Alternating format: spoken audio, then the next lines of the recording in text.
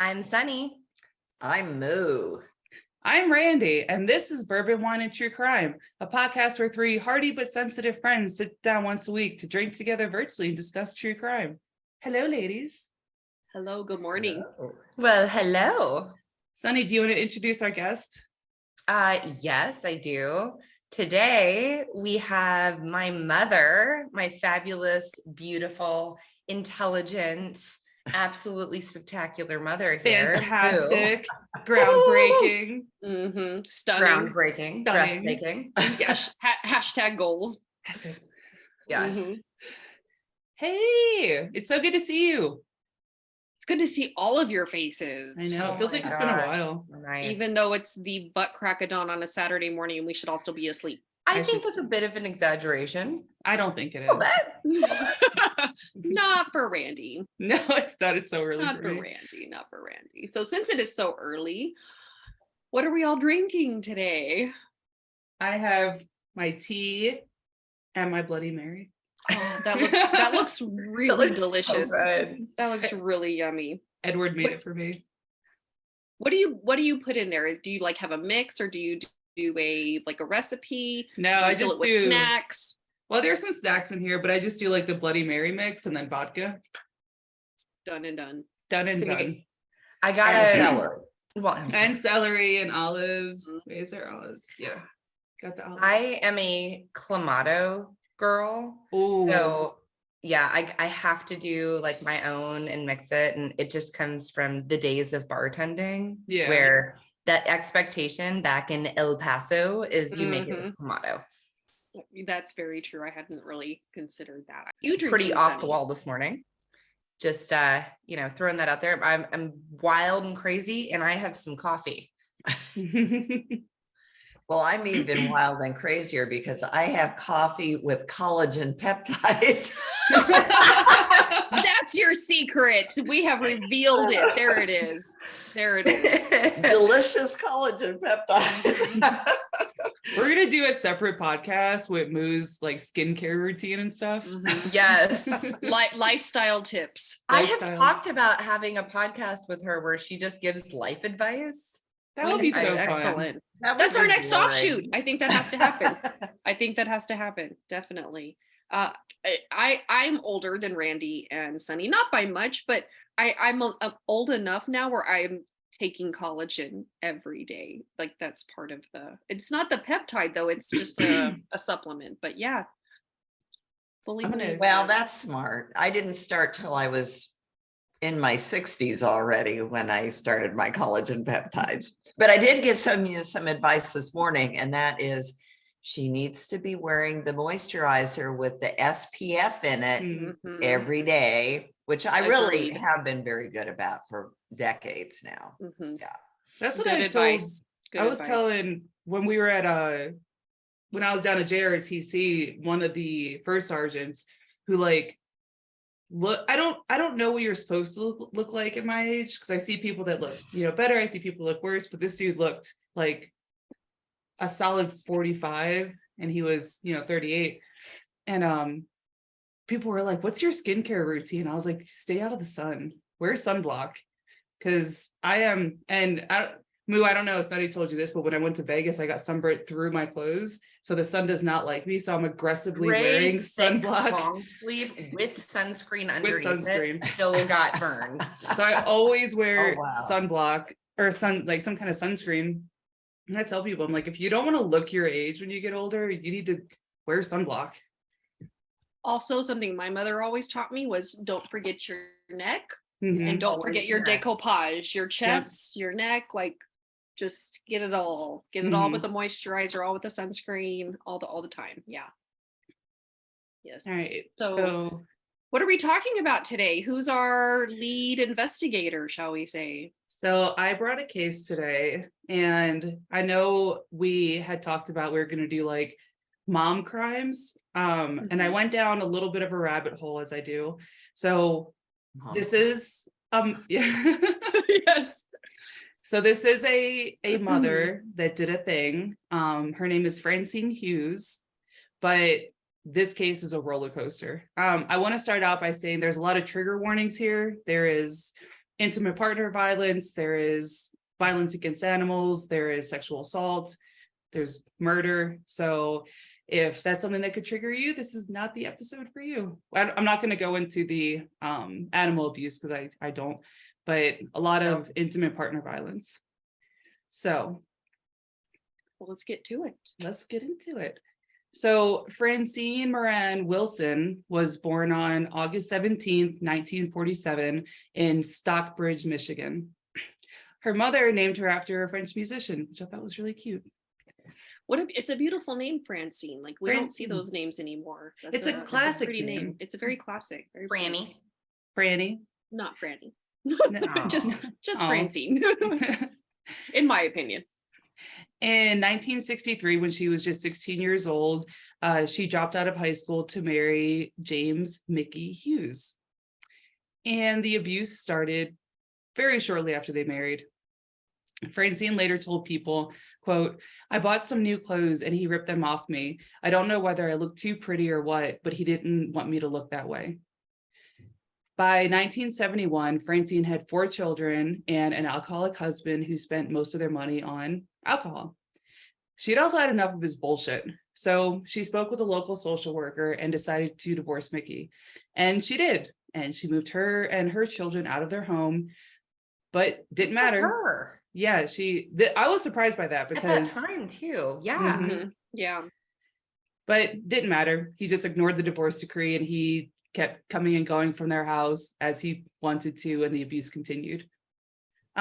Just a few weeks after the divorce, Mickey was in a serious car accident, which Francine took him back into the home and tried to nurse him back to health. She said she felt she couldn't refuse as she did not want to hurt him more than he had been, meaning the severity of his injuries from the accident. In the documentary, The Burning Bed by Retro Report, Francine's son, James, remembers, quote, "She did try to get away, but he would also tell her, 'There's nowhere you can go, bitch, that I won't find you.'" The abuse continued to escalate, and Mickey would regularly beat Francine, destroy furniture, and even kill their daughter's kitten. Oh my God. He sounds fucking horrible. Despicable human. So Francine was obviously very aware of the danger that her and her children were in, but she was scared to leave or to try to get Mickey to leave because she feared that he would make good on his constant threats to kill her. In an effort to gain her independence, she obtained her GED, and in 1976, she enrolled in a secretarial course. On March 9th, 1977, Francine returned from her course in the afternoon to find a drunk and furious Mickey. She tried making dinner for the children, and he wouldn't allow her to, and berated her about quitting school, and she refused to, even after Mickey threatened to burn her school books. Again, heavy trigger warning. Then he began to physically assault Francine. Terrified, Francine called the police, and then the police showed up. And then the police said that they couldn't arrest Mickey because he did not assault Francine in front of them. Oh my God. Ugh. They're still divorced at this point. Yes. They are still divorced. We didn't missed see it, something. so So she let him come back home because he was so injured. Mhm. And then, but he wasn't so injured that he couldn't be beating her up. Is that? Well, because he got into the car accident in 1971, and then this is 1977. And And he's even- still there. yeah, even before the car accident, he just wouldn't leave. Like she divorced him, she moved out, and he's just like, "You're not going anywhere." Solid. So, and I think I touched on it later, but this was a thing during this time that police wouldn't arrest you for a misdemeanor unless you committed it in front of them. Still infuriating. Oh my God. That would be a misdemeanor? Apparently. It was Yeah. the 70s. It was the 70s. They wouldn't arrest him even after he threatened Francine in front of the police, telling her, quote, "It was all over for her since she had called for help."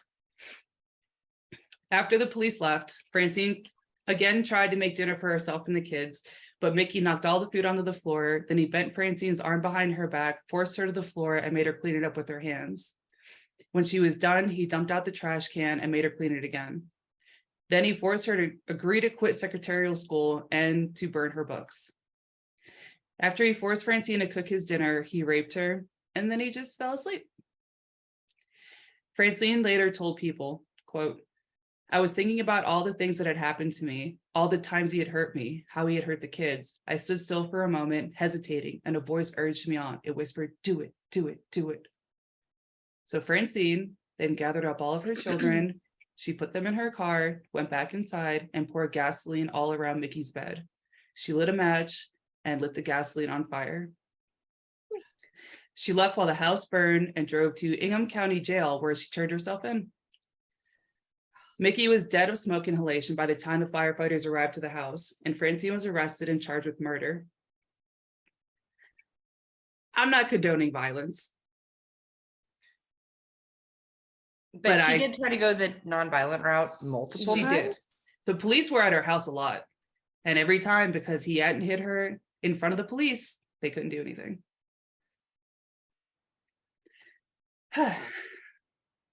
So Mickey was dead of smoke inhalation by the time the firefighters arrived at the house, and Francine was arrested and charged with murder.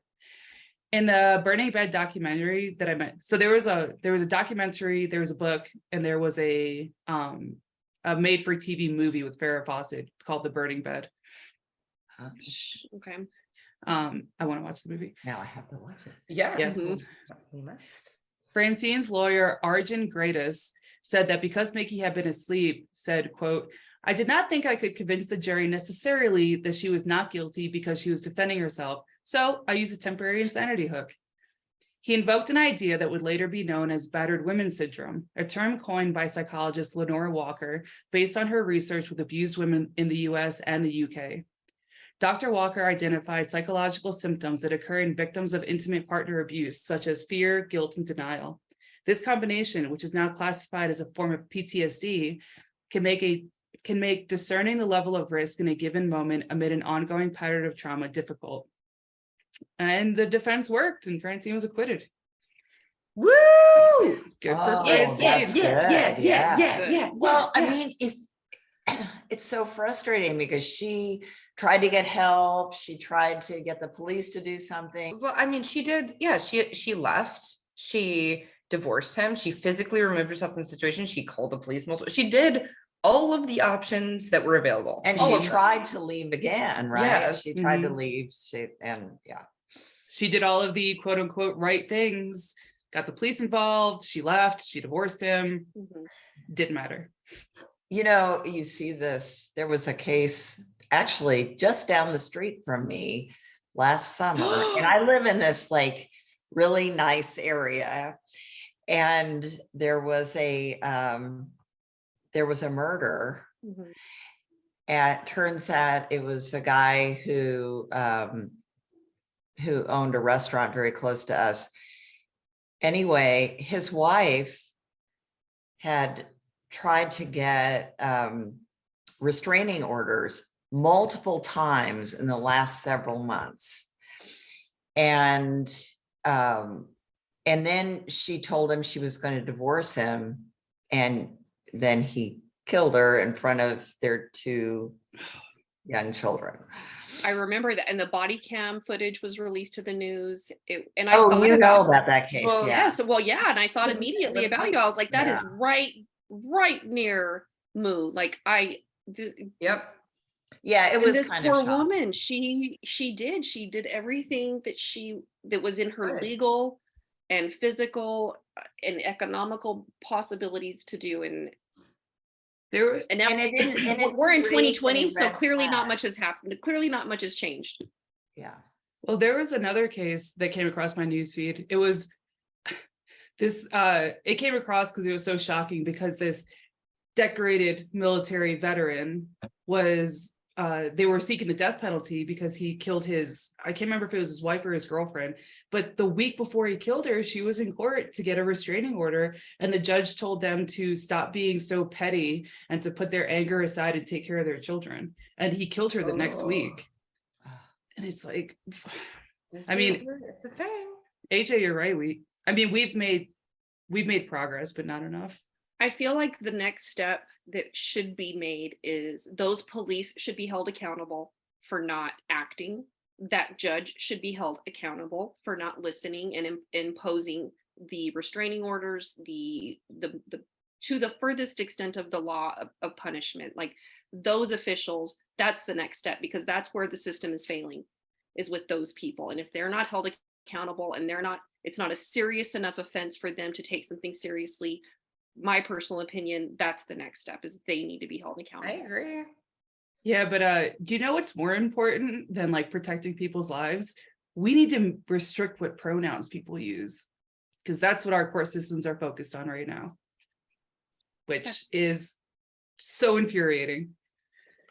Okay. Yeah. So at a time when the criminal justice system just didn't deal with domestic violence because, as an evening news broadcast put it, quote, traditionally, wife beating has been considered a family affair. Francine's case, yep. Francine's case was the spark that lit the fire behind the call for change with how domestic violence is handled in America. Probably Now, not the best sentence in this case that lit the oh, fire. there's another one. I don't think I put it in here, but a senator, there was a like a rally or a protest or something like that. And a senator told the protesters, he was like, do we really want to break up a relationship just because a man beats his wife? Like, yeah, we do. Yep. We do. Sure do. Sure do. Sure do. Yeah. Now, Something tells me he beats his wife. right. Do you know what year it became, I guess, illegal to beat your wife? I Okay. mean, I know. I'm gonna Google it. I want to say it was the law shortly after her case, shortly after Francine was acquitted. I want to say it was the 80s when they started passing laws about domestic violence. But I covered it in the Lorena Bobbitt case, in order for it to qualify as spousal rape, there had to be significant bodily damage. You had to be physically separated, like living separately. Oh, there it is. And so because he hadn't like basically beat the shit out of her and they were still living together, it wasn't rape. That was the 90s. So I Googled it, and it says, so the question is, when did it become illegal for a man to beat his wife? And in 1920s, it was illegal in all states. But the modern attention to domestic violence began in the women's movement of the 1970s, particularly within feminism and women's rights, as concern about wives being beaten by their husbands gained attention. But even with that, because looking at this case and modern cases, we know that it was still it was a very flippant attitude about it Mhm. amongst in the system and with officials and even family members, even people who are close to you were like, well, you're going to ruin his career. You're going to ruin his reputation. You're going to ruin, think about your children. They need their father. And so there was very much a societal, just kind of turn a blind eye to it. I mean, you still see that now. Still is that. Yeah, absolutely. There was a situation when I was at Fort Lewis where this guy pulled a gun on, he was married to somebody else. He had a girlfriend. Both of them were pregnant. They didn't know about each other. Good Lord. Yeah. He pulled a gun on her. So she went to, she did what she should have done. She went to the chaplain and she went to the chain of command, like, hey, this happened. And the executive officer of the battalion at the time, who was a woman, sat down and was like, why don't you just leave?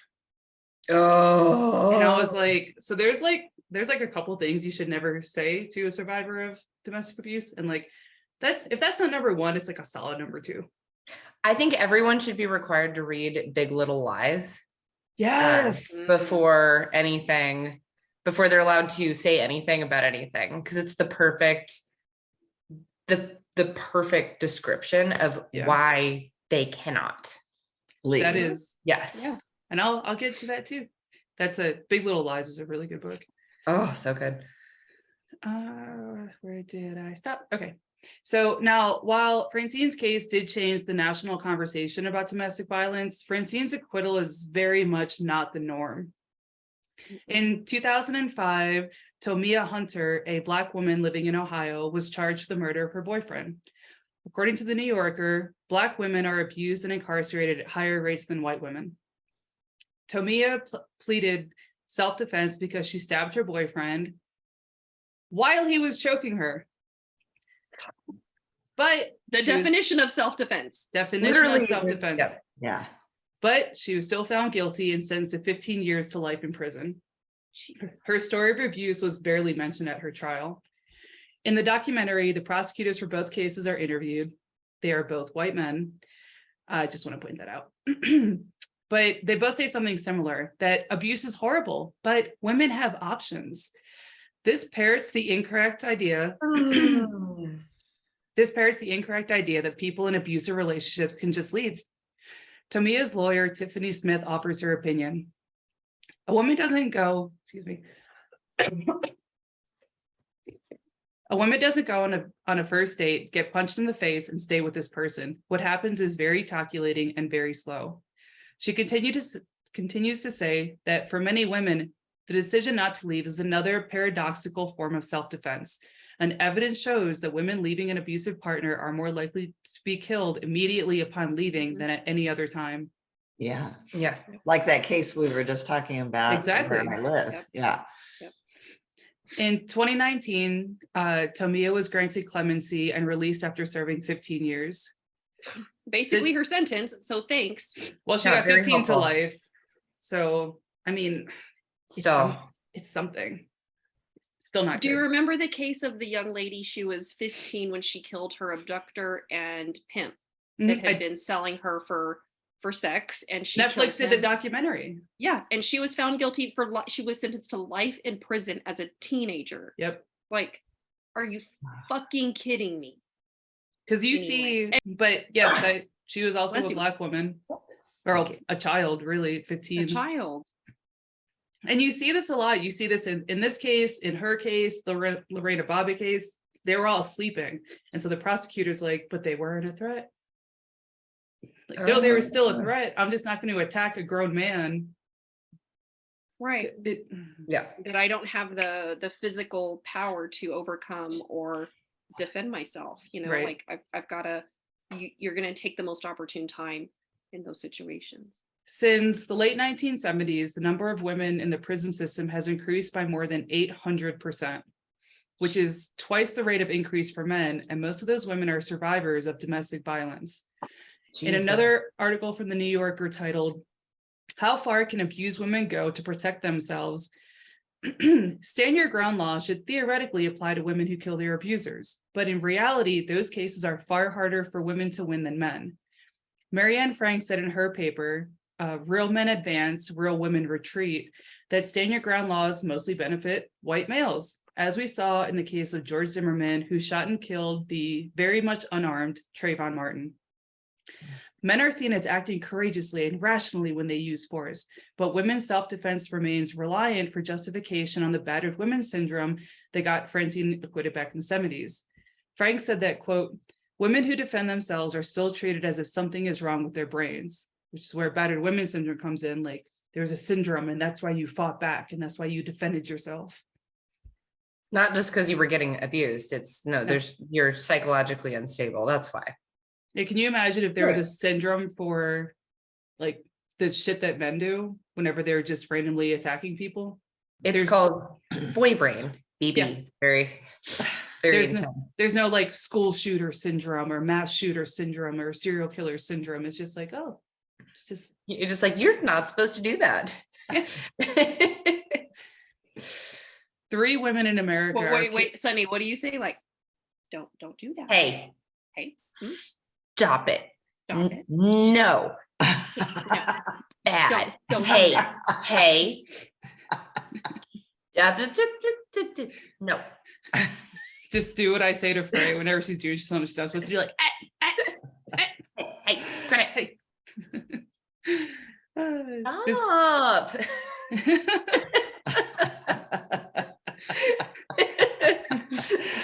Can you imagine you just go to somebody who's like serial killing, you're like, hey, stop it. Let's rechannel that Yeah. energy. Let's redirect it. Have you tried knitting? Have you meditated today? You know what you should do is just smile. You should Just smile smile more. more. You should smile more. Mhm.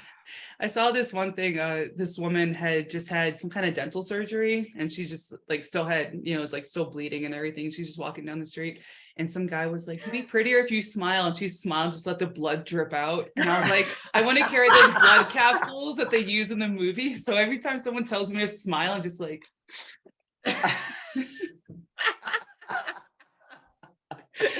Permanently scar them. yes. Oh my god. It was a old like reel or video that I saw like a long time ago. But this woman's walking down the street and somebody's like, "You'd be prettier if you smile." She turned around, she's like, "Why am I smiling? Is this a beauty pageant? Did I just win the lottery? What am I happy about? Why am I smiling?" And I've started using that. And people stop telling me to smile. I kind of want to do the Men in Black thing when he pulls the skin back and he's like, "Is this better? Yeah.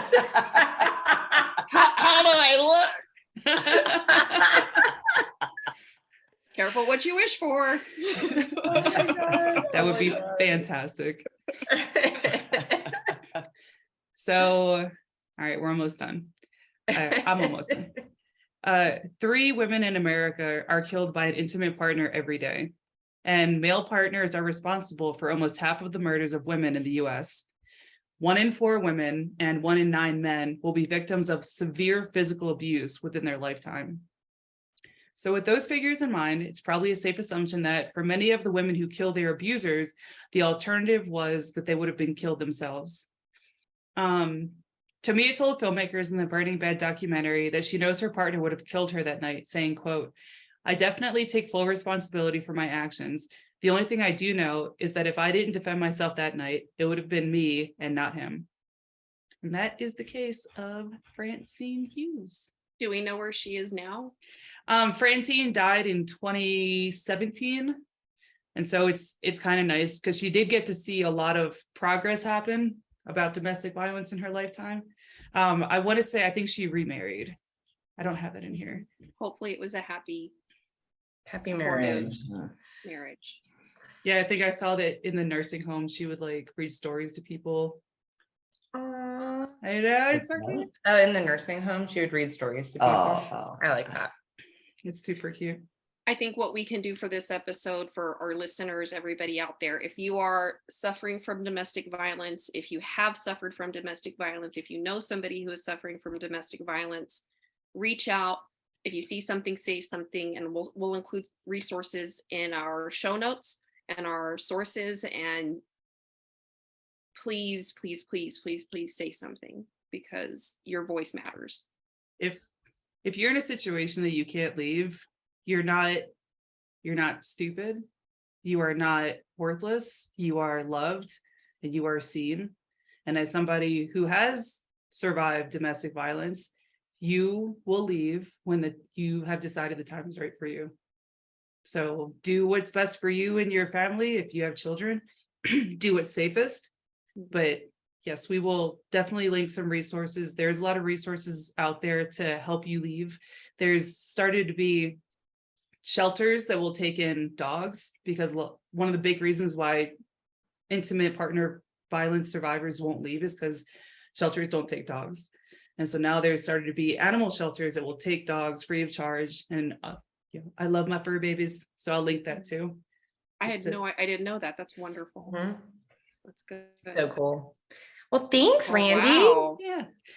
Way to start out on a high note for Yeah. the morning. Jeez, No Louise. kidding. No kidding. Yeah, I went down a bit of a rabbit hole with this one just because, I mean, I don't think it's new news to anybody how, domestic violence and intimate partner violence was treated in the 70s, but I was just like, she did everything she was supposed to do. She called the police and she got divorced and she left, and still nobody would help her. yeah. Well, thanks guys. Yeah, Thanks thanks. Lou for joining us. I have a short update on the part 1 case that I covered on Lori Vallow, the cult mom killer. Yes. And it's a short one. It's a little snippet. But she was recently transferred from prison to prison. And so she was escorted by multiple officers, and they had to make a little pit stop for Miss Vallow at a gas station called the Pit Stop. So there were two female workers at the counter, and they recognized Lori Vallow walking in, and she was escorted by a female officer and a couple male officers. The male officers stayed inside the convenience store while the female officer escorted her into the ladies' room. So I'm assuming that's why they needed the pit stop. But the workers recognized her and were just like horrified. So after she left, they saged the whole location. Did Like they were really? like, we do. They really did. They and that's why I wanted to Saged the share this whole little update, location. because I thought that's perfect, because she really is evil incarnate. This woman, I'm following it very closely, but that little update, I thought, smart girls, sage the shit out of that place. Yes. Good job. So that's my Maybe update. literally and figuratively. Yes, Like we don't know. yes. We're not sure what happens. That's a very valid point. The toilet, the plumbing, all of the things. So that's my Lori Vallow update. Have they announced a trial date for her yet? They have not. There's no date yet, and they are trying to go through a trial separately between her and her husband, because they don't want them in a courtroom together. They've denied meeting. They've requested to meet together. They requested like 30-minute meeting time so that they could like, and they've been denied. So the issue is like the backlog, and also trying to have two separate dates for her and her disgusting husband. Those poor babies. It's Well, horrifying. you can like and subscribe. You can find us wherever you listen to your podcasts, and also on YouTube. If you have a story idea, you can email us at bourbonwineandtruecrime@yahoo.com. You can find us on Instagram and Facebook. We are not on Twitter for reasons.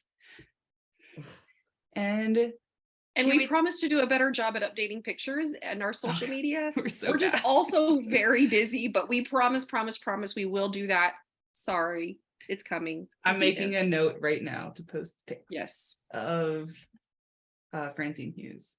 We hope you keep listening. We'll see you next time. Thank you for listening. Bye. Bye-bye. Bye.